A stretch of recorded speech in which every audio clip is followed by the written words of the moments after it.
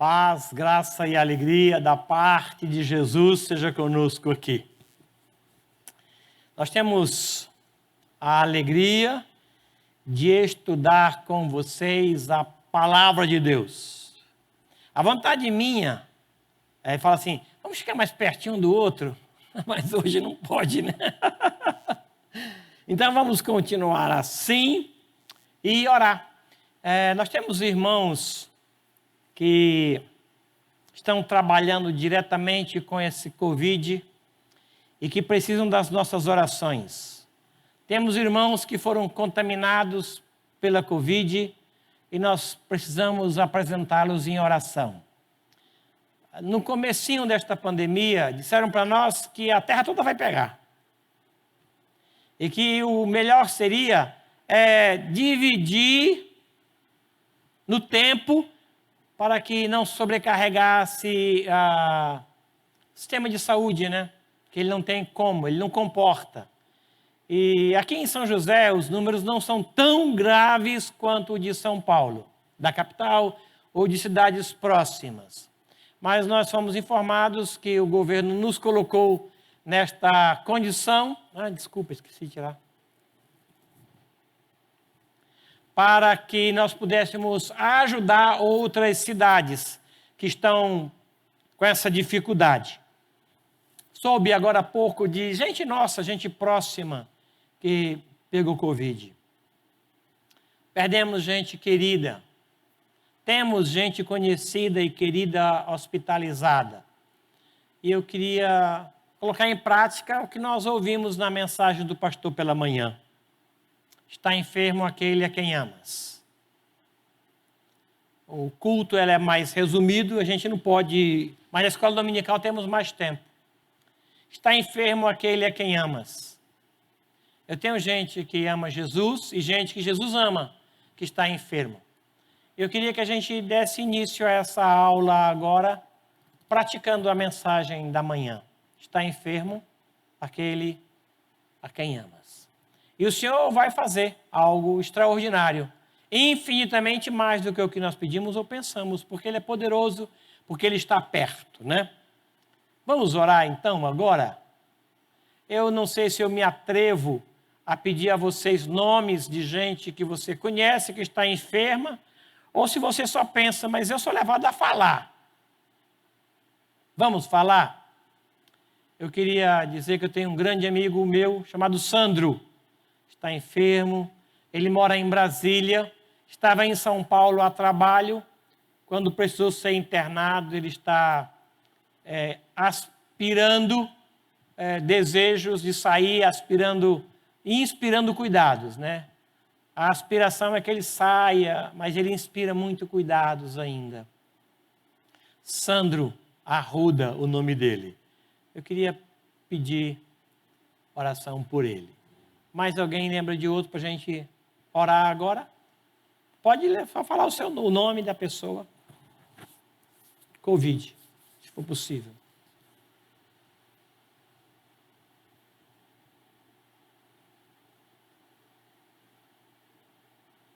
Tem alguém que você lembre, que você saiba, que queira que a gente ore agora por isso? É o pai do pastor Ulman, ele levou uma queda e teve um problema no crânio. Ele caiu de uma escada, escorregou a escada e ele desceu. E teve um problema e ele pegou, inclusive, Covid, mas está bem, do Covid está bem.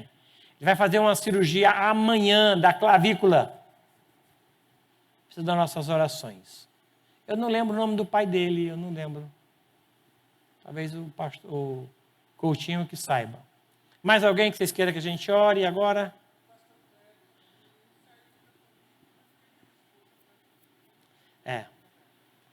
A perda do pastor Kleber foi muito grande mesmo. É um caso para a gente lembrar de orar. Um amigo do meu filho, um amigo nosso também, chamado Guilherme, estava dirigindo um carro ontem entre Cabo Frio e Rio das Ostras. Ele passou mal, desmaiou no volante do carro. Não teve nenhum problema, mas ele está internado na UTI do hospital em Macaé. ele deve ter 30 anos. Ele tem complicações cardíacas, né? Então, os pais ligaram ontem para a gente orar. Chama-se Guilherme. Então, temos 3, né? Sandro, o pai do Uma, pastor Cleverson e agora o Guilherme. Mais alguém que vocês queiram que a gente ore? Senhor, está enfermo aquele a quem amas.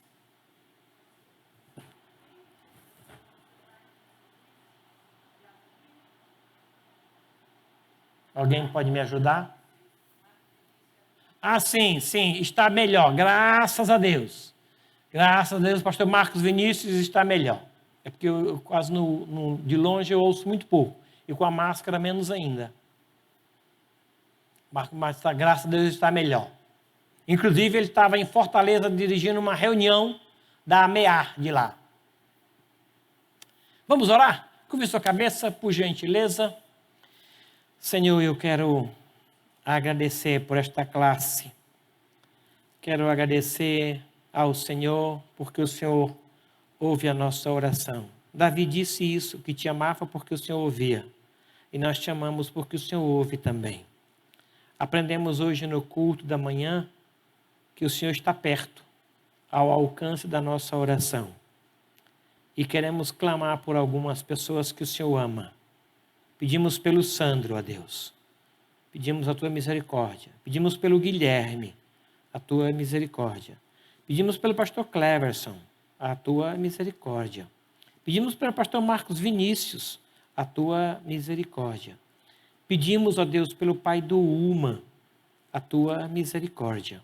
E outros, ó Deus, que trabalham diretamente na frente deste Covid.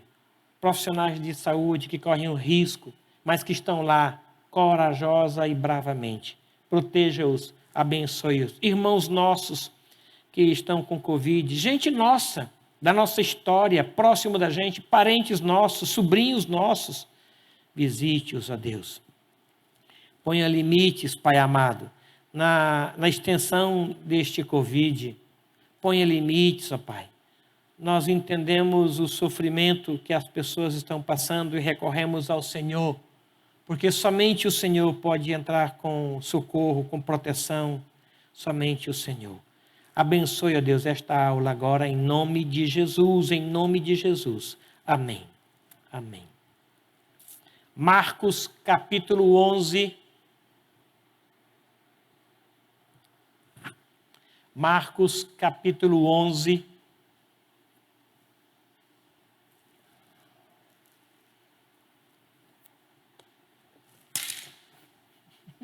Duas vezes.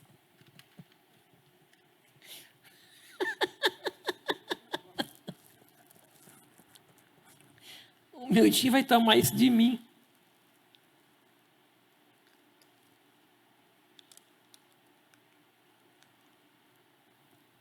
Está funcionando.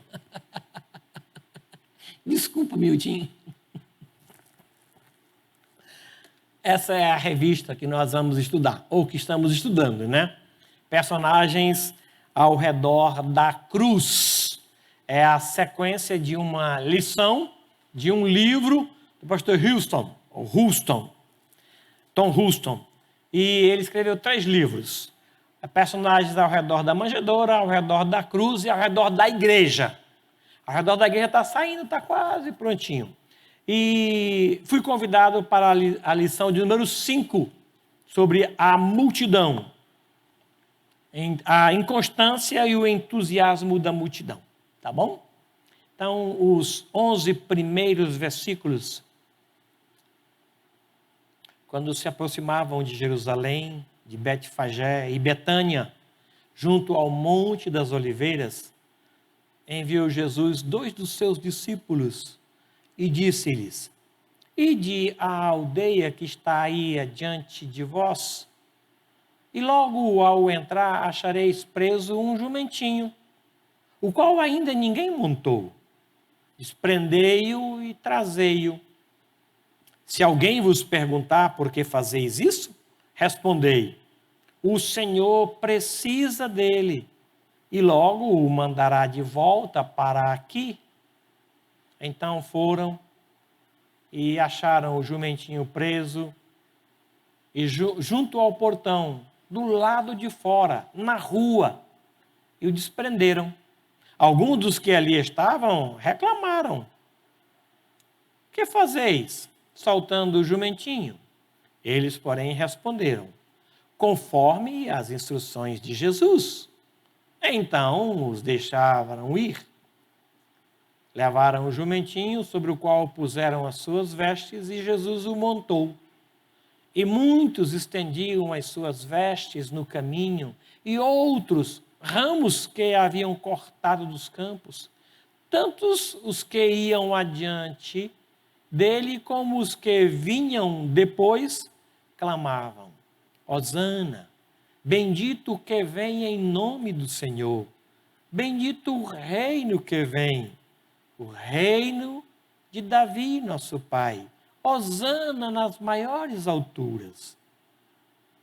E quando entrou em Jerusalém, do templo, tendo observado tudo, como fosse já tarde, saiu para Betânia com os 12. Abençoa, Senhor, esta lição para nós, para o nosso coração.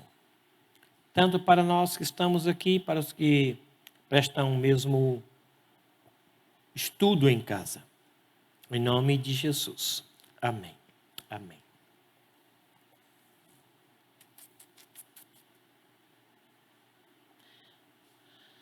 Inconstância e entusiasmo da multidão. Eu não sei que tipo de relacionamento você tem com multidão. Eu não sei se ela te deixa confortável ou apavorado. Eu não sei se você, quando vai dar uma aula ou vai estar numa loja que tem muita gente, você fica preocupado. Principalmente numa época como essa, né? Ou como é que você se relaciona com muita gente? O que você diz? Tinha muita gente. Estava todo mundo na loja. Às vezes a gente fala esses termos assim, né? O que te vem à mente quando você escuta a palavra multidão? Qual é a tua experiência com muita gente? Geralmente os tímidos têm dificuldade com multidão, né? Você lembra a primeira vez que você falou em multidão, em público? Eu lembro. Eu lembro do sermão que eu preguei a primeira vez. 1 Coríntios 2,9. Primeiro sermão que eu preguei. Eu devo ter ensaiado esse sermão umas 2.000 vezes. Ensaiei para mim, ensaiei diante do espelho. Eu não tive coragem de ensaiar para a Beth. Mas o resto eu fiz. E falava, trocava uma palavra. Quando eu cheguei, que vi gente, foi difícil.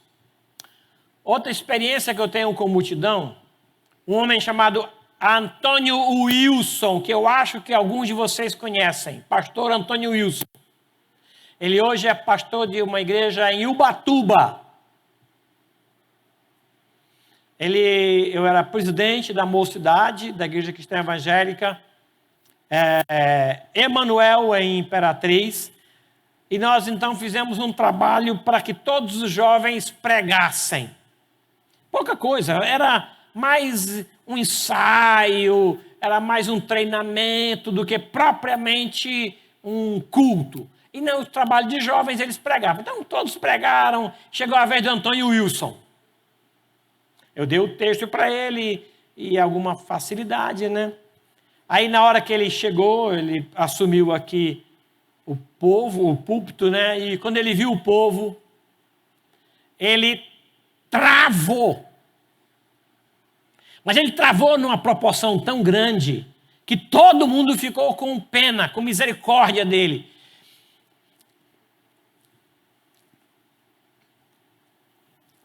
Ele não conseguia fazer nada, a não ser engolir saliva. Ele juntava saliva na boca e engolia. Juntava e engolia, juntava e engolia. Não saiu boa noite a paz. Nada, não saiu nada. Nada. Não saiu, diga assim, abram aí a Bíblia. Não gaguejou. Ele não conseguiu fazer nada.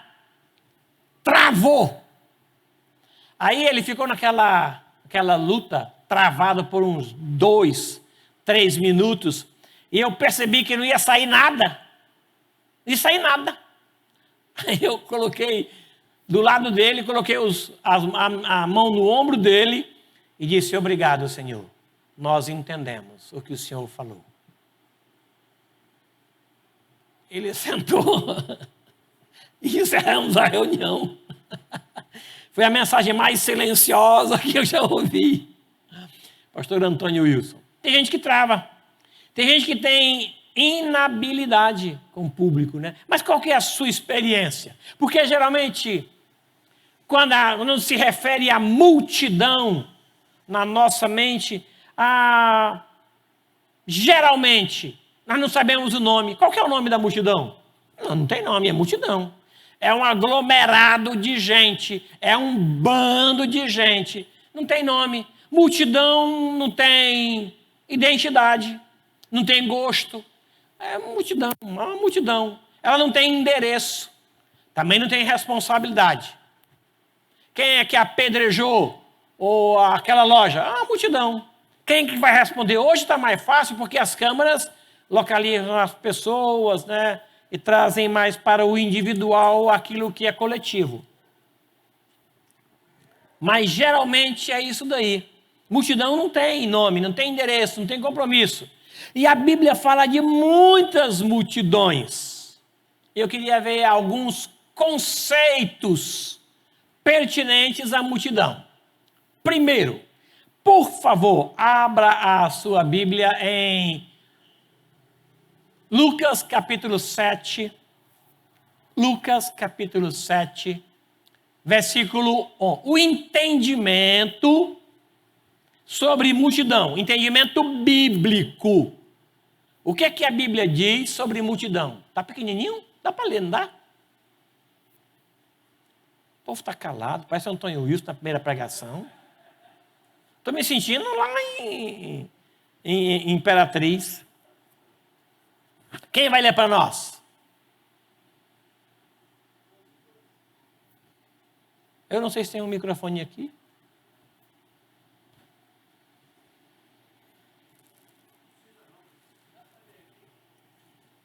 Por favor.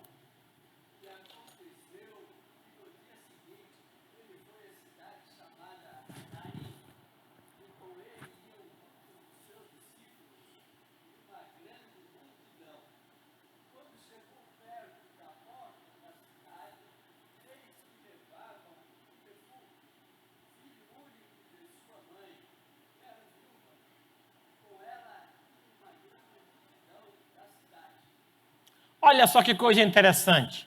Diz que uma numerosa multidão entrava com Jesus e uma grande multidão saía com a mulher. Quantas pessoas é uma multidão? 100 pessoas? 15 pessoas? 1000 pessoas? Gente, uma multidão naquele mercado. Tá bom, quantas pessoas? A gente não tem um número, né? Porque multidão não tem identidade, não tem endereço, não tem número. Mas aqui diz que uma numerosa multidão entrava e uma grande multidão saía. Encontro das multidões. Aí o Senhor Jesus faz um trabalho fabuloso. O texto é o seguinte, Mateus 8, versículo 1. Descendo Jesus do monte, grandes multidões o seguiam. Se uma multidão é 1000 pessoas, grandes multidões são quantas? É interessante a Bíblia referir-se a isso no plural, grandes multidões. Olha o versículo 19. Seguiram-no muitas multidões. Multidão, multidão, multidão, multidão. Quantas pessoas são? Muitas multidões. A Bíblia tem um relacionamento interessante com multidões. Olha esse outro texto aí. Vendo Jesus as multidões, compadeceu-se das multidões, porque as multidões estavam aflitas, exaustas. Ele tem compromisso. As multidões não têm compromisso com nada, com ninguém. Não tem. Porque quando individualmente você se sente ameaçado na multidão, você deixa a multidão. Você nega. Lembra de Pedro? Nega. Você se sente encurralado no meio da multidão, você pula fora. Elas não têm compromisso, mas Jesus tinha compromisso com as multidões. Aqui diz claramente que ele viu e ele sentiu misericórdia, ele sentiu compaixão, ele fez alguma coisa para tirar o pânico deles, a fome deles.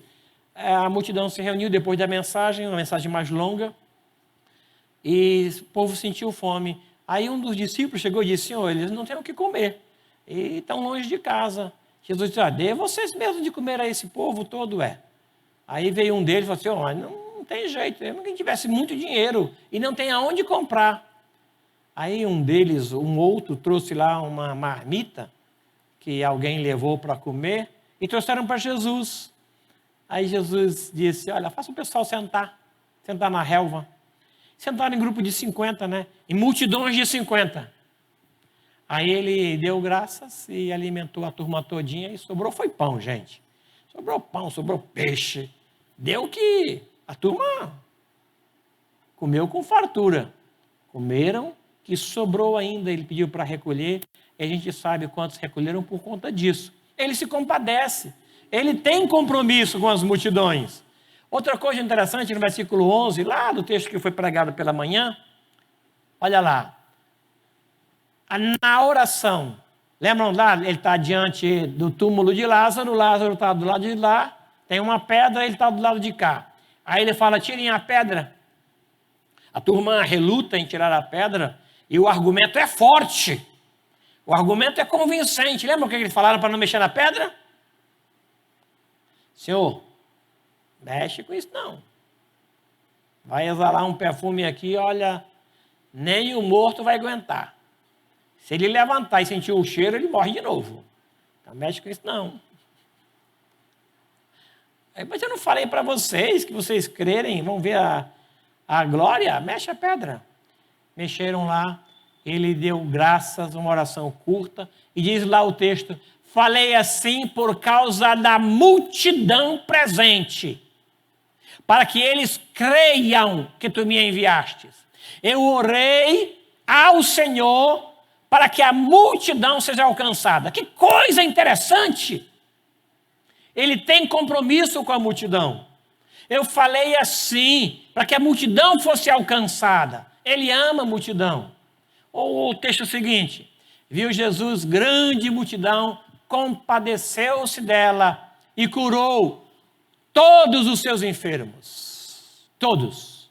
Gente que gostava dele, gente que não gostava, gente que perseguia, gente que daqui a pouco ia dizer: crucifica, crucifica. Ele trabalhou com as multidões. Uma coisa interessante a se observar no que tange a multidão é que ele tira as pessoas da multidão e trabalha aqui. Ele tira o outro. Lembra daquele cego? Que trouxeram o cego lá e pediram por ele. Aí ele tira o cego e cura o cego aqui fora da multidão e diz: não entra mais. Lembra disso? Não entra mais. Então ele tem compromisso com a multidão. Ele ama a multidão. Ele se compadece com a multidão. Ele cura a multidão. Ele alimenta a multidão. Mas ele tira da multidão as pessoas chamando pelo nome. Ele tem relacionamento com indivíduos. Nominalmente. Zaqueu, desce daí. Ele chama pelo nome, ele trabalha individualmente cada um de nós. Eu posso até ter ido a ele no meio da multidão, por vários fatores, mas ele trabalha comigo individualmente, fora da multidão. O 15, Mateus 15.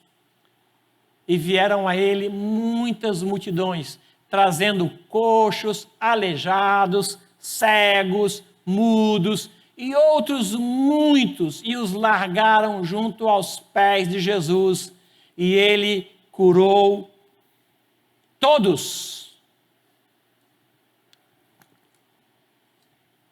Não havia nenhuma distinção, não.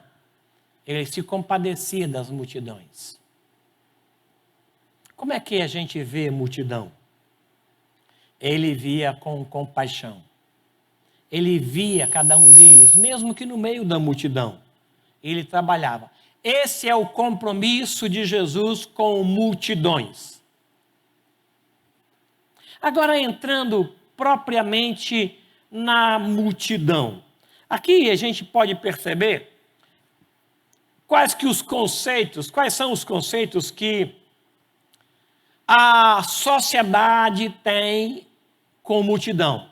Nós vimos o conceito que nós temos, nós vimos os conceitos bíblicos de multidão, nós vimos o relacionamento ou o compromisso de Jesus com multidões, mas qual que é o conceito que a sociedade tem, conceito geral, sobre as multidões? Como é que as notícias falam de multidões? Eu ontem vi o prefeito de uma cidade, estava tomando uma cerveja numa esquina com algumas pessoas, e as pessoas viram que era o prefeito, se juntaram ali. Aí o repórter disse, uma grande aglomeração em torno do prefeito da cidade X, ele não respeita. Aí fizeram um alarde, uma tempestade num copo d'água, e eu rapidamente contei 12 pessoas. 12. Não, multidão, gente, nem aglomerado. Jacó e os seus filhos é uma multidão. 13, né? 13 filhos, é uma multidão. Não, não é. Filhos. Alguém, na semana atrasada, disse, por que aquele segundo banco estava com uma multidão? Ligaram e perguntaram para mim. Não, é só uma família. Aquele povo todo era uma família. Ainda faltou um filho. Ainda faltou um filho que não veio. Qual que é o conceito que a sociedade tem? Aí depende do ponto de vista de quem vai falar.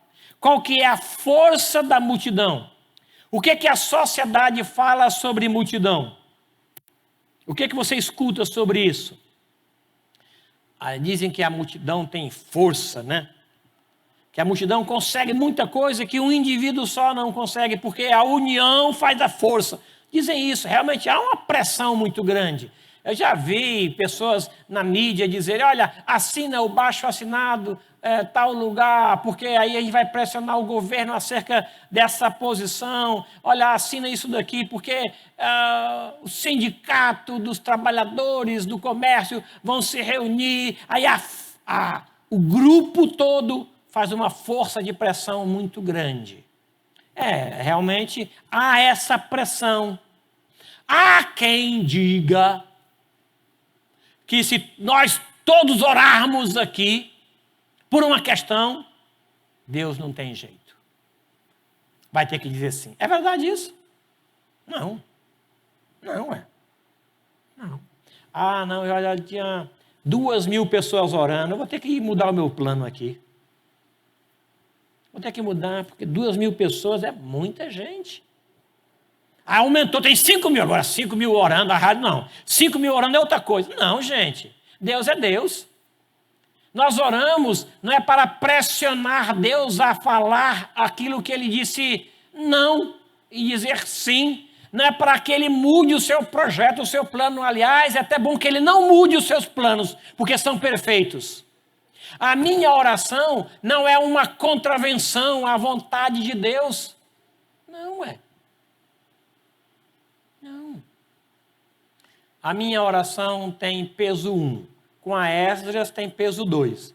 Com a Esdras, a mãe dela e o pai dela tem peso 4. Se eu colocar a família Grangeiro, aí tem peso 9. Aí se eu colocar a Vera Luna, tem peso 10. Nós vamos aumentando o peso. Não. Ele vai atender a multidão por conta do seu amor e não da pressão. Ele não se sente pressionado. Não é. Ele ouve a oração de uma criança e de uma multidão que clama. Ele não fala lá em Êxodo 3, eu ouvi o clamor do povo. E por isso desci, a fim de livrá-lo da mão dos seus exatores. Mas não foi porque havia uma multidão. E se fosse um só orando? Não, um só não. Não. Ocupar o meu tempo com um só? O que é isso? Não, junte aí um monte de gente que eu escuto. Os políticos podem ser assim. Deus não. Deus escuta a oração. Deus escuta. Abri um parênteses para contar uma rápida experiência. Época de carnaval, eu estava indo para um trabalho, saindo do Maranhão, saindo do Goiás para o Maranhão. 1.300 quilômetros. E era tempo de carnaval e entrou então gente com roupa de carnaval e com ânimo de carnaval e com voz de carnaval e com bebida de carnaval. E entrou no ônibus e aquilo virou um auê. E música de carnaval era o que tinha lá. E a turma foi, poxa vida, eu não estou com esse ambiente, eu queria dormir. E a turma lá estava muito alegre, estava para lá de Bagdá. Entendeu? Um ânimo para mexer uma montanha. Eu e a Beth querendo descanso. E assim, se eu chegar e pedir para ele que isso aqui é público, não vai entender, ninguém vai respeitar. Vamos jogar pelo ônibus para fora, pela janela. Eu não vou ter que ir a pé, então eu não quero ir a pé. Eu vou falar assim, gente, vamos orar. Não vou fazer isso. Então eu simplesmente baixei a cabeça no banco, na minha insignificância, e eu clamei a Deus que desse descanso ao ônibus, que parasse. Eram 2 os puxadores de samba. 2, os animados. Eles estavam bem chapados já, com álcool e outras coisas mais. Eu orei ali, orei, fui orando. Irmãos, não é que aquela turma lá parou, dormiu? Aquele homem dormiu tanto que ele perdeu o lugar de descer do ônibus. Ele dormiu tanto, com tanta força, que quando ele acordou, tinha passado do lugar dele parar. Aí ele reclamou com o motorista, mas você não me chamou? Disse, mas como te chamar? Eu nem sabia onde você ia descer, criatura. O poder de Deus em responder uma oração, no silêncio da mente, repreendendo o Satanás no silêncio da mente.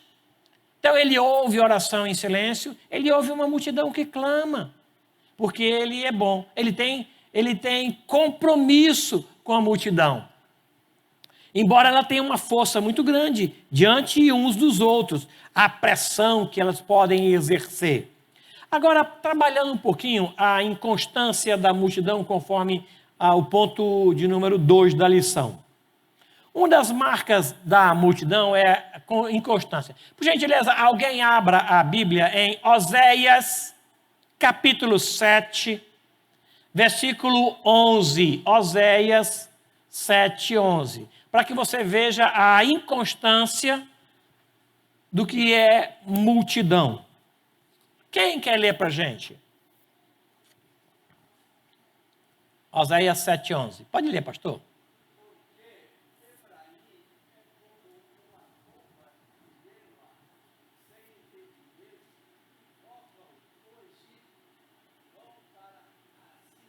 Obrigado.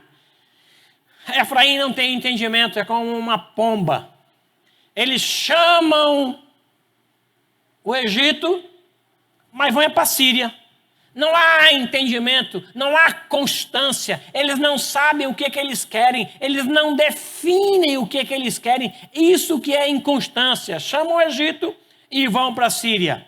Uma hora eles querem uma coisa, outra hora eles querem outra coisa. Uma hora eles falam uma coisa, outra hora eles falam uma... Não há compromisso deles com eles mesmos por causa dessa inconstância. Assim é a multidão. A multidão se caracteriza exatamente por isso. Houve um tempo, por exemplo, em que comer ovos era um veneno. Lembram disso?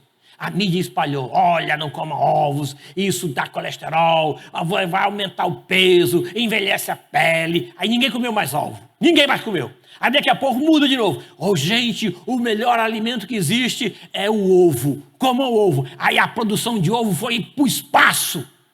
Não comam mel, porque isso é terrível. Não tem... Agora comam mel. Aí a multidão vai. Ela é inconstante. Não é assim? Algumas coisas que eram erradas de se alimentar, hoje pode se alimentar. Porque muda. É inconstante a voz da multidão. Não tem firmeza. Quando sai um governo e assume outro, geralmente você sente saudade daquele. Ah, era bom aquele lá, a gente não aproveitou. Nós éramos felizes e não sabíamos. Multidão inconstante. Diante de Pilatos, eles pediram Barrabás. Eles sabiam quem era Barrabás. Eles sofreram por conta de Barrabás. Barrabás. E foi-lhe dado Barrabás. O Pilatos sabia disso. Mas ele não se posiciona. A inconstância é uma característica da multidão. Lembra da inconstância sob a liderança de Moisés? Êxodo 32. Aquele povo, irmãos, tinha saído do Egito e viram milagres, provaram, viram pedras caírem do céu, viram depois do céu escurecer, viram águas transformadas em sangue, viram moscas, viram rãs, viram piolhos, viram úlceras, eles viram aquilo, gente, eles viram. Daqui a pouco eles viram o mar se abrir. Deve ter sido uma coisa fabulosa. Você lavar a mão assim, ó. Água aqui, água lá. Eu não sei se ele se esvaziou assim ou se foi assim. Tanto assim como assim é um milagre extraordinário. Eles viram aquilo, passaram. Daqui a pouco, quando chegam na metade para lá, a metade de cá fecha. Milagre maior ainda. Eles viram isso. Aí Moisés chegou no lugar. Fiquem aqui. Eu vou falar com Deus. E voltando, trago para vocês a direção de Deus. Eu vou lá, ele fala, eu chego e falo para vocês. Esperam? Beleza? Certinho? Estou subindo? Subiu. 1 dia, 2 dias, 3 dias, 4 dias, 5 dias. Quantos dias ele ficou lá? 40. Obrigado. 40 dias, 1 mês e 10 dias. O pessoal disse, não sabemos o que é feito desse Moisés, não. Ele foi embora, largou nós aqui. Vamos arranjar outro Deus. Aí chegaram para o irmão dele, né? Olha, o negócio é o seguinte, não sabemos o que aconteceu com o seu irmão, não, hein? Eu, particularmente, acho que ele foi embora. É muito compromisso mesmo, a turma reclama demais. Eu também tinha ido embora. Acho que ele foi embora. Que isso? Já procurei ele em tudo quanto é lugar. WhatsApp ele não responde. Instagram ele não reage. Zangou. Vamos arranjar outro Deus. Aí eles trouxeram ouro. Deram para Arão e disse, faça um Deus para nós. Como? Que inconstância é essa? Eles não podiam esperar um pouco mais? Ficaram quanto tempo presos? Clamaram por ajuda. Mas a multidão não sabe esperar. Não pode esperar. E pressionaram. E Arão então fez lá um bezerro, né? Lembra a desculpa que ele deu? Eu joguei no fogo e saiu isso daí. Engole essa. E eles se curvaram e adoraram aquele bezerro que tinha sido acabado de fazer. Eles viram aquilo ali, era objeto do ouro deles. A inconstância ainda é uma característica da multidão de hoje. Não puderam esperar 40 dias. Deus mesmo falou para Moisés, desce lá que o teu povo se corrompeu. Aí Moisés disse, não, meu povo não, teu povo. É do Senhor. O Senhor que tirou ele com mão poderosa. Lembra da conversão? Lá em Êxodo 32 ele fala sobre isso. Vocês lembram também da inconstância do povo sob a liderança de Josué? Esse mesmo povo viu o que Deus fez com o bezerro, com os adoradores do bezerro. Esse povo chega agora diante do rio, não é um mar, mas é um rio caudaloso, e eles passam a pés enxuto, pegam algumas pedras do fundo do rio, lembram disso? A turma todinha lá, traz as tábuas e vai passando. Moisés já era morto. Chega lá, depois de alguns anos, o povo se corrompeu, esqueceu de Deus, se desviou. Aí no capítulo 24, Josué reúne todo o povo e diz assim: gente, o que aconteceu com vocês? Vocês abandonaram o Senhor? Esqueceram dos milagres dele? Passamos com pés enxutos, vocês lembram disso? Lá do Rio Jordão, abriu lá, a gente passou. O que aconteceu? Lembra das águas amargas, quando Moisés falou e deu água boa para a gente, da pedra? A gente bebeu. O que aconteceu, irmãos? Olha, eu estou fazendo um compromisso. 80 anos. Eu e a minha casa vamos servir o Senhor. Agora vocês vão fazer o quê? Aí longe de nós abandonarmos o Senhor. Lembram disso?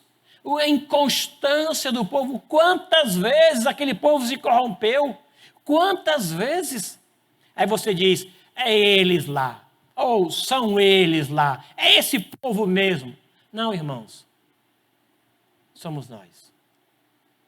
Quantas vezes você confessa o mesmo pecado? O mesmo. Eu nem falo variedades, não. O mesmo. Aquela falha, aquela limitação. Quantas vezes? Você já pensou? Se Deus dissesse para você, olha, a partir de hoje, eu vou perdoar todos os teus pecados uma única vez. Você repetiu o pecado, está no sal. Pecado novo eu perdoo. Repetição de jeito nenhum. O que a gente ia dizer para ele? A inconstância do povo é a nossa. Nós cometemos os mesmos deslizes e Josué lidera o povo dizendo isso. Vocês esqueceram. Lembram da inconstância do povo sob a liderança de Elias? Acabe casou com uma mulher lá que servia a um outro deus chamado Baal, e esta mulher levou e alimentou alguns secretários do governo que adoravam a esse deus dela, Baal. Por conta disso, ela levou a nação inteira a se desviar, se corrompeu. Havia se corrompido pela veia dos sacerdotes, agora se corrompe pela veia dos reis, abandonou o Senhor, esqueceu do Senhor. Aí Elias vai lá e fala que Deus ia cerrar os céus, sem chuva, e ficou sem chuva um bom tempo. Acabe o procurou em todos os lugares, lembram disso? Achando que o culpado era ele. Mas não foi, foi uma palavra de Deus na boca dele. E ficou sem chover. Depois ele se encontra lá no Monte Carmelo. Lembram disso? Os profetas e Elias. E nós sabemos o que aconteceu. Mas a inconstância do povo fez com que eles se desviassem de novo. Quantas vezes um rei sucede a outro e faz o que era mal e consegue superar o primeiro? E faz o que era mal perante o Senhor. Aí você lê a Bíblia e diz, mas não é possível que esse cara fez isso. Mas não é possível que ele vai errar aqui de novo. Não é possível. Como? Mas somos nós, irmãos. Eu não leio a Bíblia achando que são eles. Eu leio a Bíblia achando que é a minha história. Sou eu que estou ali. Eu não consigo criticá-los. Eu não consigo jogar pedra neles sem que essas pedras me acertem. Jogar pedra neles é jogar pedra em mim. A inconstância do povo é a inconstância minha. Aí o Senhor me tira da multidão para trabalhar comigo fora da multidão, porque Ele tem compromisso comigo. A multidão é caracterizada pela inconstância. Eles não sabem o que eles querem. Se você der um saco de cimento, você vai conseguir um monte de voto. Quantas pessoas se vendem por um saco de cimento? Mesmo sabendo que aquele homem não é bom, que ele é mau, que os desígnios daquele homem são todos malignos, mas você vota naquele homem porque ele te deu um saco de cimento. Eu experimentei isso na pele, irmãos.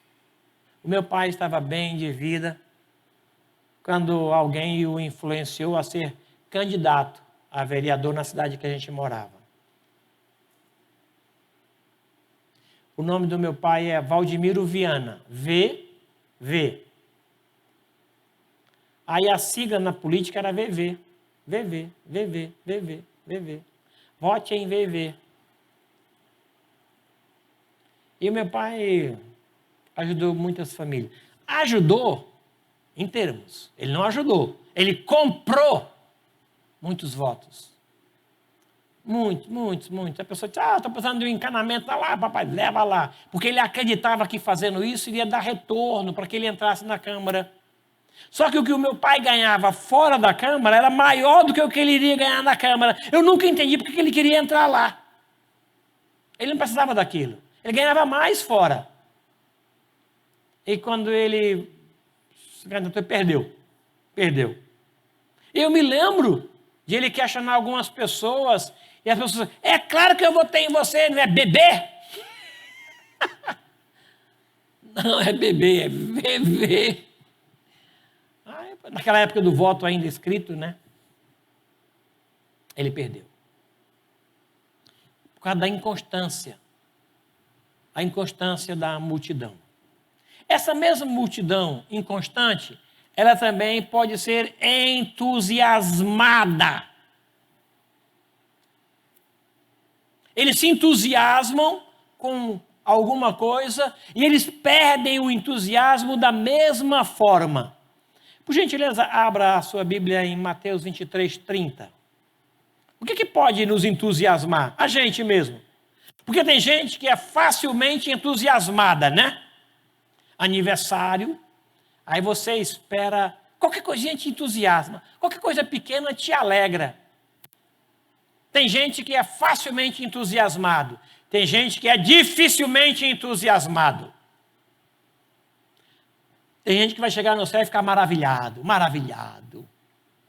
Vai levar um tempão só contemplando, maravilhado.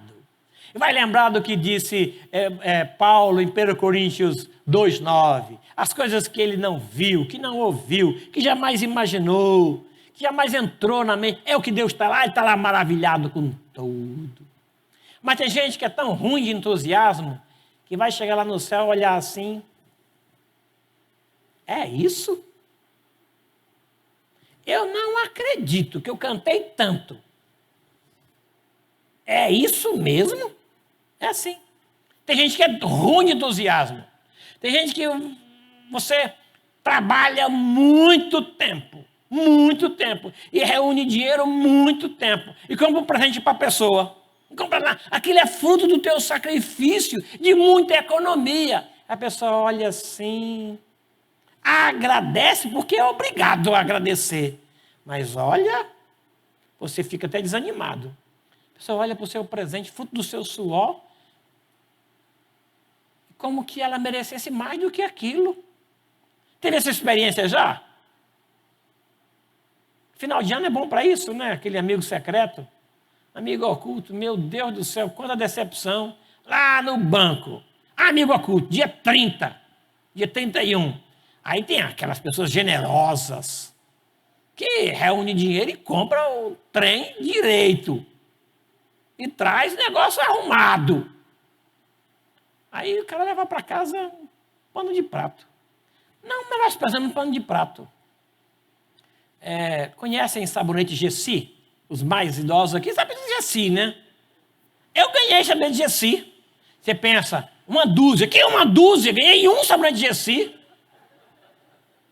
O suor de algumas pessoas é mais cheiroso do que aquele trem. Assim, meu Deus do céu, mas por que eu participo desse troço? Você participa pelos outros, não é por você. Ué, essa é a ideia. Tem gente que se entusiasma com facilidade. Eu sou facilmente entusiasmado. Eu me entusiasmo com coisa pequena. E eu mantenho aquele entusiasmo. Isso vai dar certo, eu não vou desistir. Vai lá. Eu não sou uma pessoa perseverante, mas eu sou facilmente entusiasmado.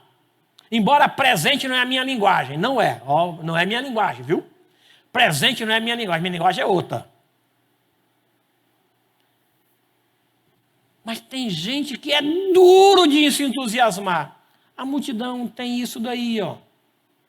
Às vezes uma promessa de um presente faz o Pedro estudar o ano todo. Pedro, se você passar, papai vai dar para você uma bicicleta. Gente, o Pedro se vira no livro. Estuda, por causa do entusiasmo da promessa que ele recebeu. As coisas que os olhos não viram. Se você pensa, gente, se essa terra já é bonita, imagine o céu. Olha você escutar a nona de Beethoven, meus irmãos, aquilo é uma maravilha. Aquilo é uma maravilha, meus irmãos. Uau! Eu tenho ainda 3 pontos. Vamos lá. A Esa que me atrapalhou. Viu? A Esa que me atrapalhou aqui. Então tem gente que é facilmente entusiasmada. O entusiasmo com o perdão, com o passado, por exemplo. Tem gente que se vangloria do nome, da história que teve. Ah, minha família é a família Viana. Você não sabe com quem está falando. É grande coisa. Tem gente que é assim, né? Se entusiasma. O Senhor Jesus fala de algumas pessoas que se entusiasmavam com a glória do passado. Mateus 23, quem quer ler para a gente? Vou ler esse texto.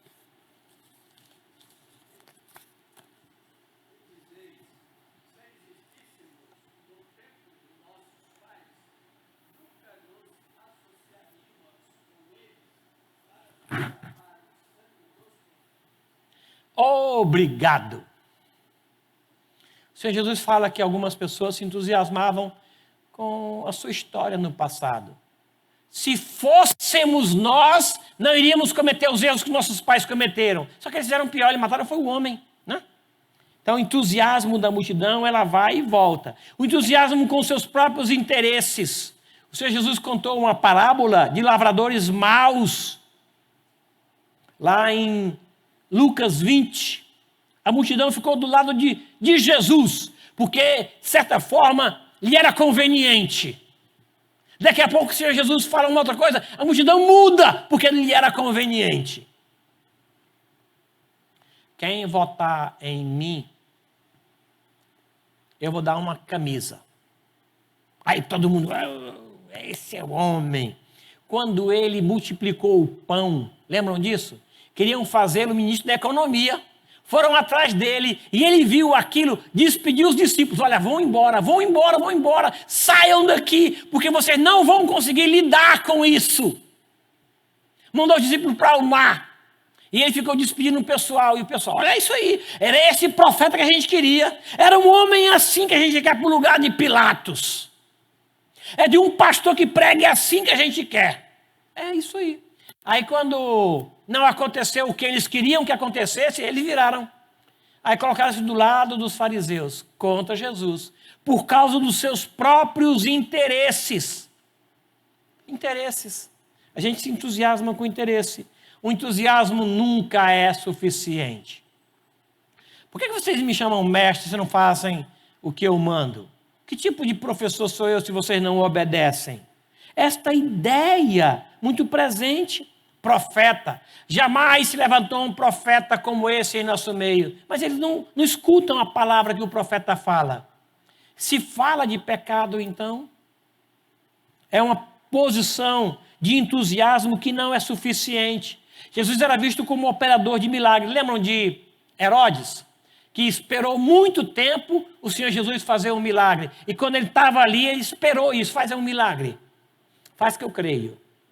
E lá na cruz, quantas pessoas instigavam Jesus a que fizesse milagre? Mas você salvou tantas pessoas. A multidão, ela se entusiasma e se desentusiasma com a mesma facilidade. E elas estão em torno da cruz, estão em torno de Jesus. A mesma inconstância, irmãos, nós percebemos hoje. A mesma coisa. Alguns líderes, eles veem as massas como um instrumento de manipulação, fácil de manipular. Você faz uma promessa aqui, eles mudam. Manobra para cá, eles mudam. Líderes políticos que levaram milhões à morte, como Hitler na Alemanha, na Itália, Mussolini. Líderes que levaram massas, e até religiosos também. Lembra aquele nas Guianas? Quantos? A seita dos guarda-chuva azuis, lembram disso? Aqui em São Paulo. Eles estavam aguardando um dilúvio. E quem tivesse o guarda-chuva azul, estava protegido. Eu não sei por que o guarda-chuva azul. A seita chamava-se guarda-chuva azul. E um monte de gente. Um monte de gente. A inconstância daquele tempo é a mesma inconstância de hoje, porque é fácil enganar a massa. Nós temos que pensar naquilo que a gente fala, naquilo que a gente escuta. Temos que ser como os bereanos, que escuta e vai para a fonte. Não foi bem assim. Olha, eu acho que o senhor se enganou. Esta ideia é saudável, é salutar. Antes que toque de novo, vamos para o comprometimento que traz estabilidade.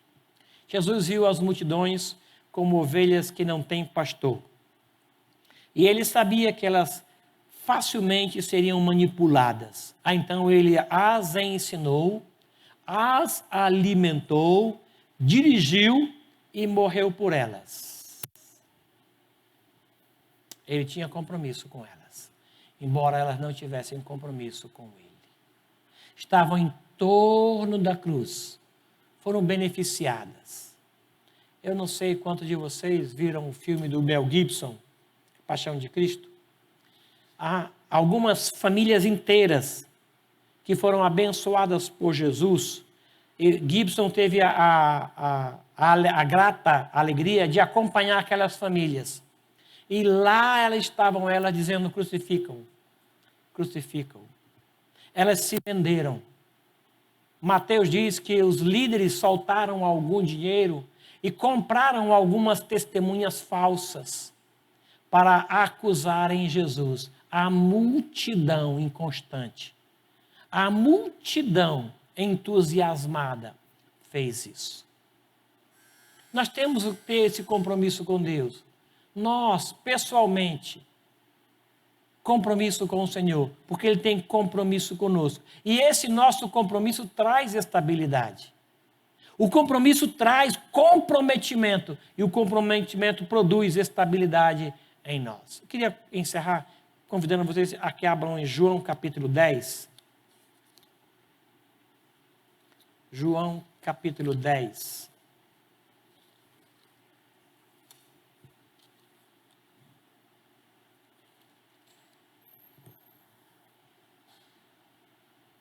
Eu sou o bom pastor. O bom pastor dá a vida pelas ovelhas. O mercenário, que não é pastor, a quem não pertence as ovelhas, vê vir o lobo, abandona as ovelhas e foge. Então o lobo as arrebata e dispersa. O mercenário foge porque é mercenário. Não tem cuidado com as ovelhas. Eu sou o bom pastor. Conheço as minhas ovelhas e elas me seguem. Elas me conhecem. Elas me amam. As minhas ovelhas são minhas. Eu tenho compromisso com as minhas ovelhas. E nós temos compromisso com o nosso Deus. Amém? Não somos como uma multidão inconstante ou facilmente entusiasmada. Nós temos comprometimento com o nosso Deus, compromisso com Ele, de amá-lo, de obedecê-lo, de servi-lo, de honrá-lo em toda e qualquer situação. Senhor nosso Deus, obrigado, Pai, porque o Senhor nos tirou da multidão, nos chamou pelo nome, nos deu um novo nome, colocou em nós o Teu Espírito e nós caminhamos junto com o Senhor toda esta jornada, glorificando o Teu nome. Ajude-nos a tirar outros da multidão, da inconstância da multidão e trazê-lo para o reino do Filho do Teu amor, para que eles conheçam o Senhor. Se o Senhor os libertar, eles estarão verdadeiramente livres. E nos use como instrumento para que isso aconteça. Em nome de Jesus. Amém. Amém. Obrigado, meus irmãos.